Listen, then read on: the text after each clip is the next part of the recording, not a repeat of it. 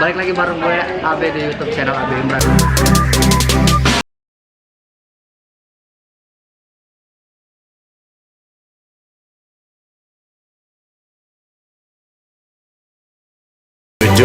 Hari ini gue ada bareng teman gue.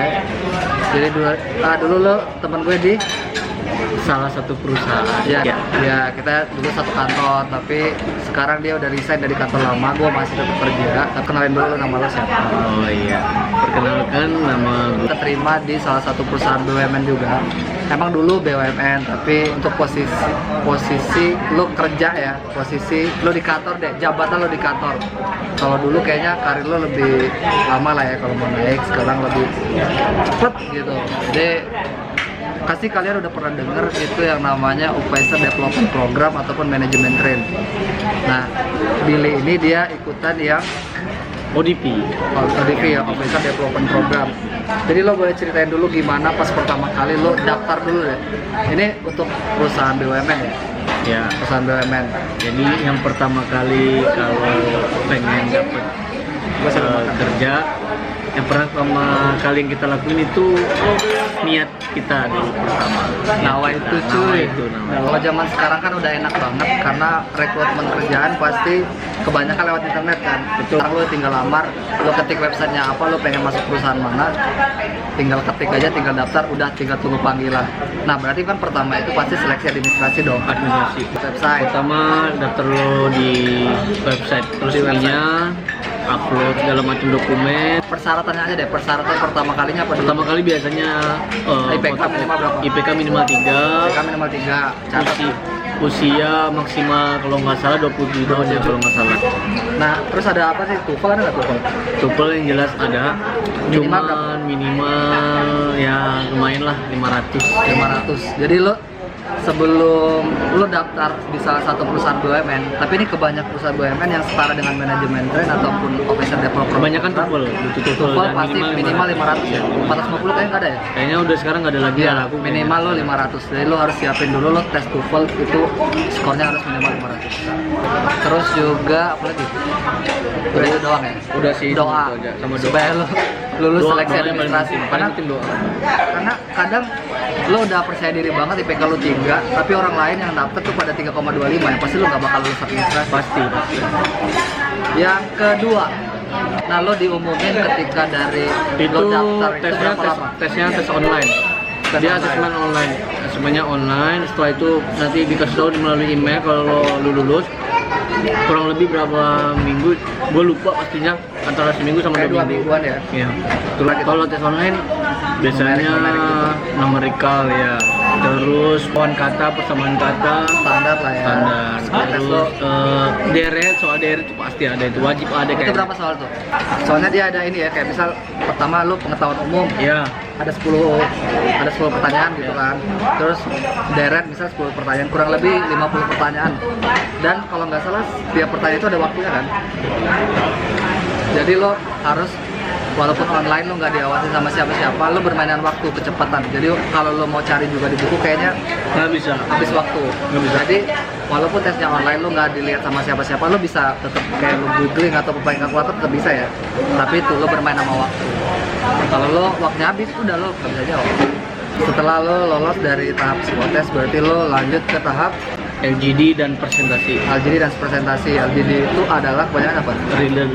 Readerless forum discussion kalau nggak salah. Leader. Jadi leader, lo garis bawain leader. Jadi leader itu kepemimpinan dalam diri lo tuh diuji. Ya, Nah. jiwa leadership lo. Nah, leadership lo diuji. Gimana tuh kurang lebih lo kasih gambaran? Jadi di LGD itu kita nanti dikasih studi kasus. Studi kasusnya itu tentang, kalau gue kemarin tentang perusahaan startup. Jadi satu kelompok ada 6 orang. Jadi nanti setiap orang itu memberikan opini terkait tentang perusahaan startup. Lo mau bangun perusahaan apa? Terus lu pengen memasarkan produk-produk apa aja di perusahaan lu nanti, lu mau kerja sama siapa, mau dapat bantuannya seperti apa, support seperti apa.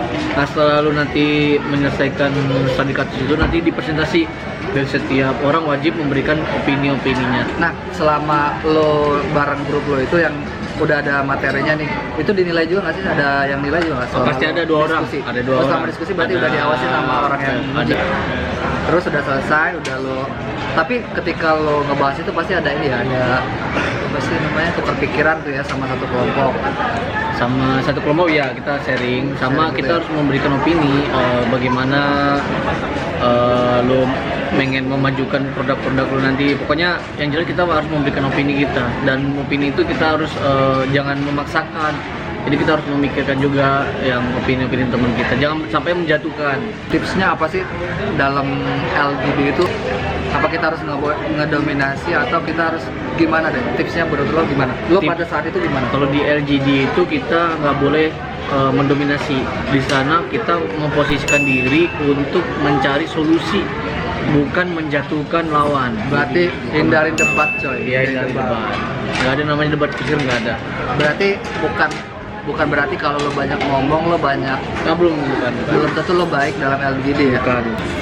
Intinya benar. Nih ya udah, terus lo udah LGD tadi, terus kata lo ada presentasi di hari yang sama juga gitu. Presentasi sendiri-sendiri atau barengan sama rame-rame? Jadi selalu LGD nanti di hari yang sama, di waktu yang sama juga lu langsung menunjukkan ke presentasi.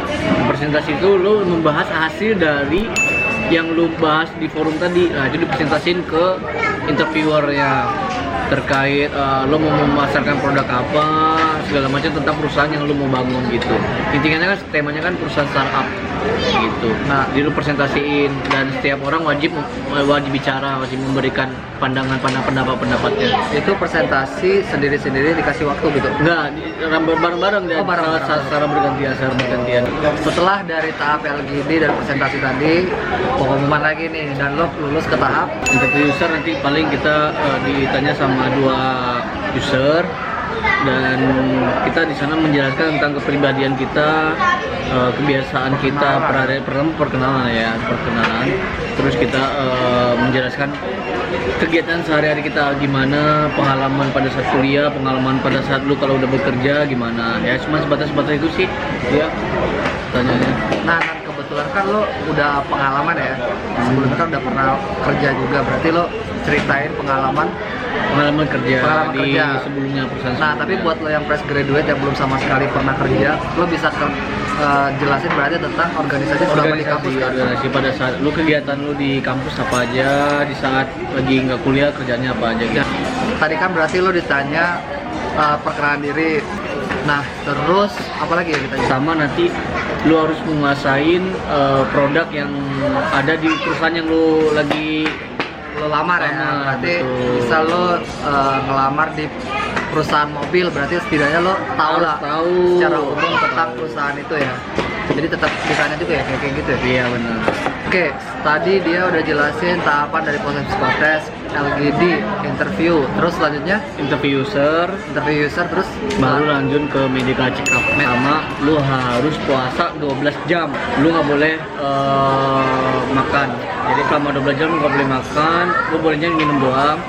Nanti pada saat di pagi hari ntar lu dicek, diambil darah, dicek berat badan, tensi, terus lu juga dicek jantung, tekanan jantung, di ronsen juga, sama lu ntar ditanya yang riwayat penyakit.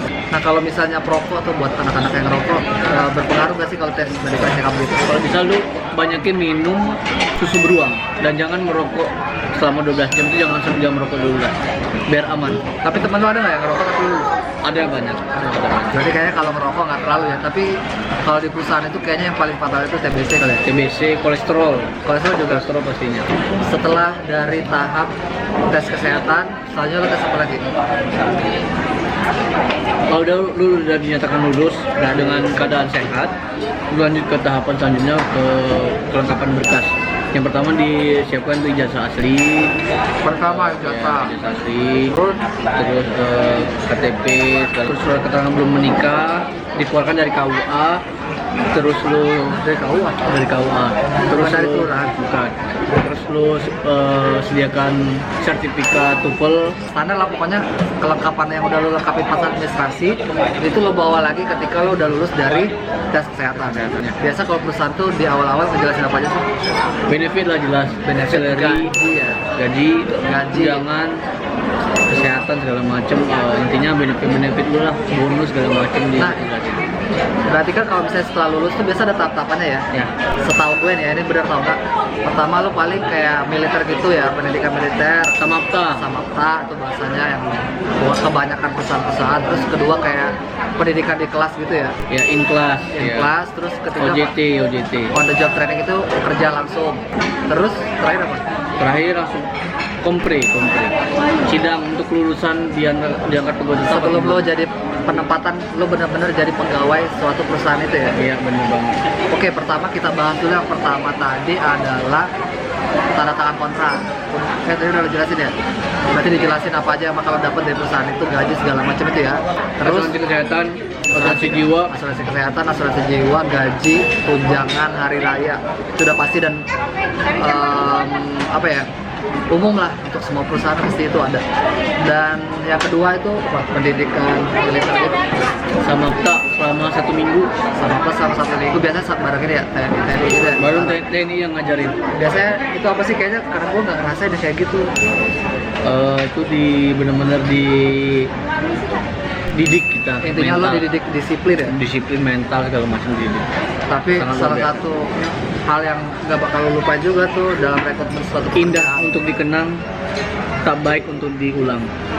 Tapi biasa kebanyakan kalau lagi semapta kayak gitu, ini ya ada yang cinlok, Bisa. ya kan, ada yang cinlok. Bisa aja lo dapet jodoh ketika lo semapta.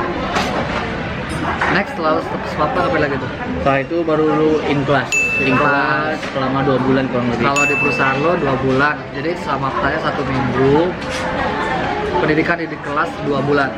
Nah kalau di kelas itu lo ngapain aja nih? Belajar kayak kuliah gitu ya? teori. Teori-teori Dasar-dasar, ya. apa yang perusahaan lo, ya jadi intinya in class itu lo bakal diajarin apa aja tentang perusahaan lo dan yang pasti berguna banget buat kedepannya lo kerja gitu kan. Ya benar. Terus selama lo in class lo dapet apa aja yang lo dapetin dari perusahaan? Kan 2 bulan lama tuh. Dapat makan, dapat penginapan, Makan, cuy, dapat penting. laundry. Makan, laundry, duit apa nggak? Ya lumayan. Dapat. Uang saku ya. Nah jadi guys selama lo pendidikan di kelas itu pasti ya sama aja Ada kurang lebih pretest, ada pretest, post-test gitu kan kurang lebih ya. Intinya lo bakal Setiap materi baru dia harus ada pretest, ya. pretest dan proses ya.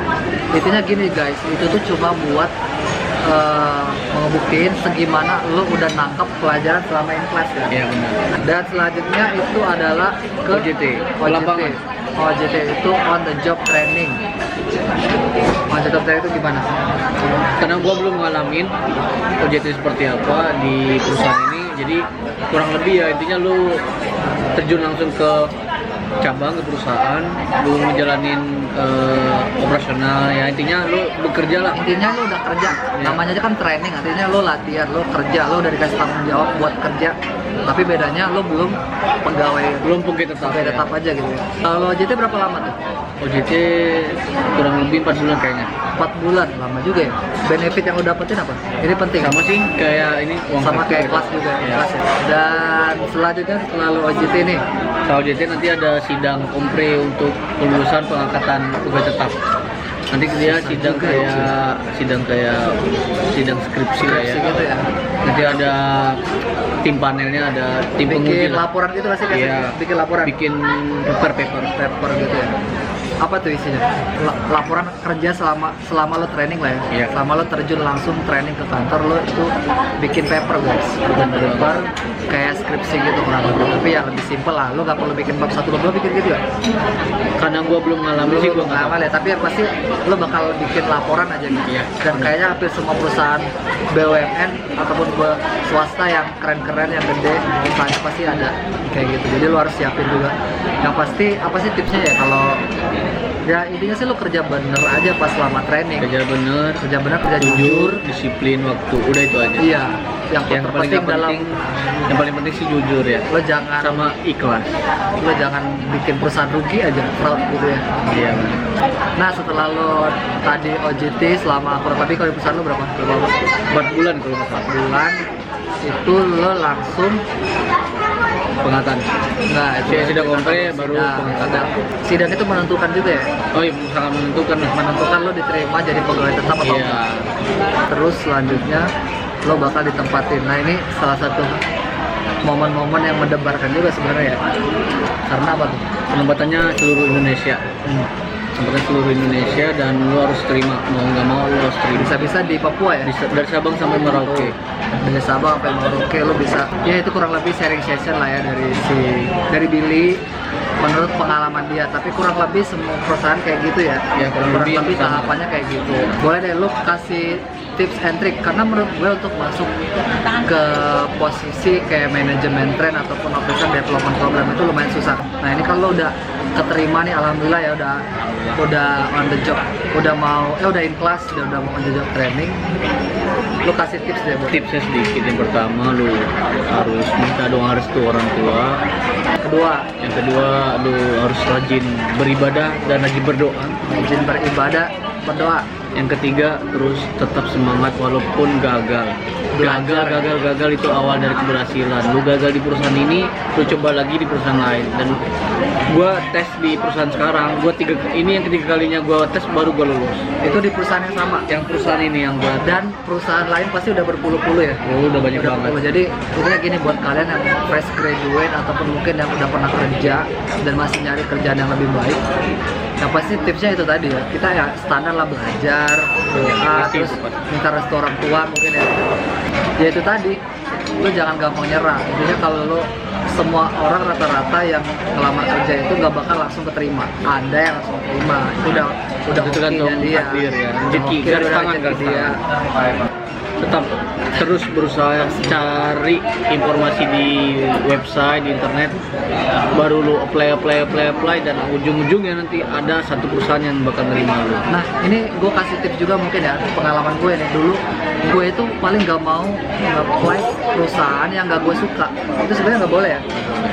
Lo harus apply aja perusahaan apapun yang ada ya sesuai dengan jurusan lo ya. Kalau emang Dan nggak passion.